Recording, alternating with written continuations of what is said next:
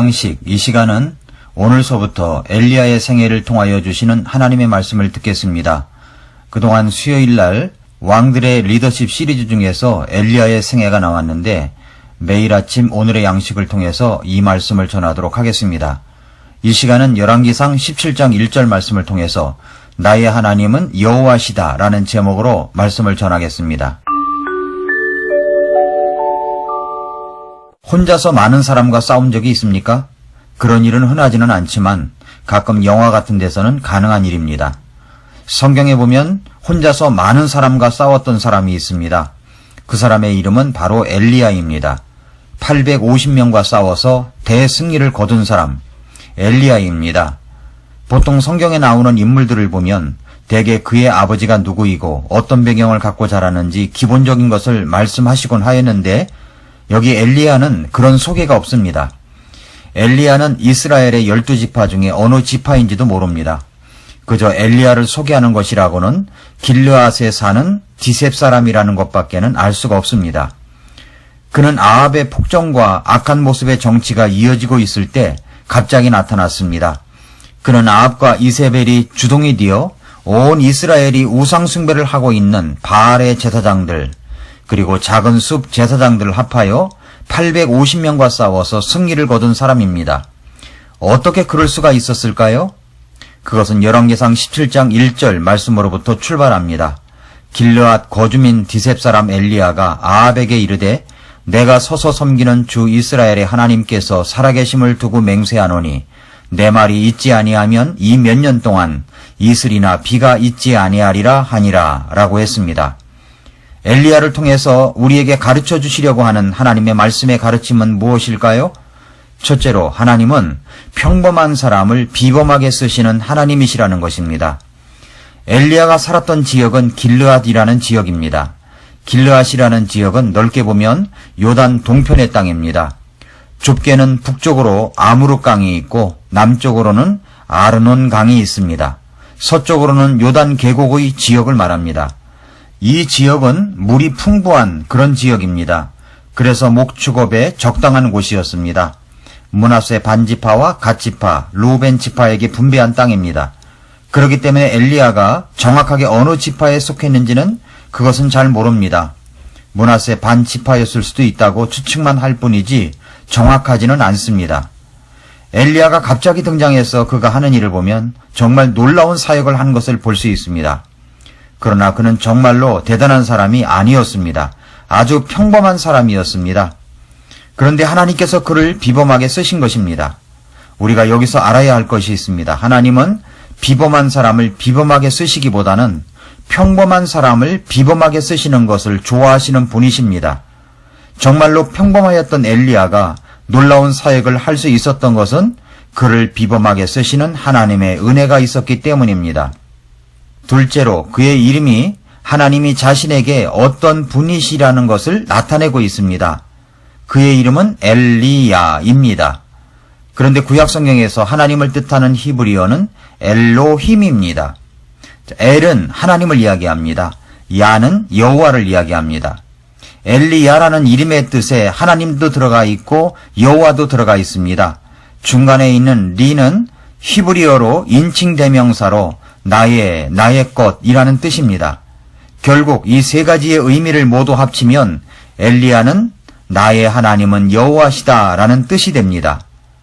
엘리야는 지극히 평범한 깡촌 사람이었습니다. 그런데 그의 이름 속에 담긴 하나님은 천지를 창조한 전능하신 하나님, 살아계신 하나님이셨습니다. 그래서 야고보서 5장 17절 18절에 이렇게 말씀하시지 않았습니까? 엘리야는 우리와 같이 동일한 성령의 지배를 받은 사람이로되 라고 이야기를 했습니다. 야고보는 엘리야를 뭐라고 했습니까? 우리의 동일한 성령의 지배를 받은 사람, 우리와 같이 동일한 성령의 지배를 받은 사람이라고 했습니다. 그러니까 우리와 똑같은 사람이라는 말입니다. 우리와 똑같은 사람, 나를 생각하면 됩니다. 여기에 우리의 소망이 있습니다. 엘리야는 우리와 똑같은 사람이지만 그가 하나님을 의지하고 기도했을 때 하나님은 그를 비범한 하나님의 사람으로 만드신 것입니다. 지금도 하나님은 지극히 평범한 사람을 선택해서 비범한 하나님의 사람으로 만들어 사용하시고 계십니다. 정말로 그럴까요? 그것을 뒷받침하기 위해서 하나님께서는 고린도전서 1장 26절부터 29절에서 이렇게 말씀하셨습니다. 형제들아, 너희를 부르신 것을 너희가 보거니와 부르심을 받은 자로서 육체를 따라 지혜로운 자가 많지 아니하고 강한 자가 많지 아니하며 고귀한 자가 많지 아니하도다. 그러나 하나님께서 지혜로운 자들을 당황하게 하려고 세상의 어리석은 것들을 택하시고 하나님께서 강한 것들을 당황하게 하려고 세상의 약한 것들을 택하시며 하나님께서 있는 것들을 쓸모없게 하려고 세상의 천한 것들과 멸시받는 것들을 택하시고 참으로 없는 것들을 택하셨나니 이것은 어떤 육체도 자신 앞에서 자랑하지 못하게 하려 하심이라 라고 하셨습니다. 하나님은 평범한 사람을 비범하게 만드심으로 친히 영광을 받으시는 분이십니다.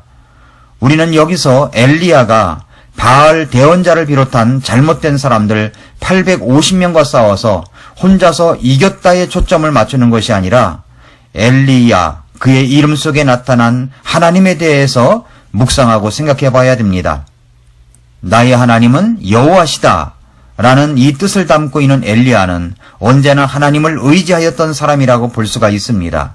하나님께서 지혜롭지도 못하고 강하지도 않고 고귀하지도 않고 또한 없고 또한 여러 가지로 쓸모없고 천하고 멸시받는 이런 사람들을 택하신 이유가 있습니다. 그것은 그 사람이 하나님을 의지하는 믿음이 있기 때문에 그렇게 쓰실 수가 있는 것입니다. 사랑하는 성도 여러분, 하나님은 평범한 사람을 비범하게 쓰시는 데는 그의 믿음이 있었기 때문이라는 것을 여기서 생각해 볼 수가 있습니다. 또한 엘리야를 통해서 예수님을 나타내 보이시는 것을 볼 수가 있습니다. 그 한 인물에 대해서 공부를 해나가는 것은 하나님의 이야기를 배우는 것입니다. 그렇게 해서 배우는 하나님의 사람들의 인물에 대한 이야기는 결국 누구로 귀결이 됩니까? 예수님의 이야기를 배우기 위한 준비라는 것을 알고 있어야 됩니다. 그러니까 오늘 배우는 엘리야에 대한 이야기는 예수님의 이야기를 배우기 위함이라는 말씀입니다. 우리는 엘리야를 공부하면서 예수님을 생각하게 됩니다. 엘리야가 죽은 사르밧 과부의 집에서 아이를 살렸습니다. 예수님께서는 죽은 나사로를 살리셨습니다.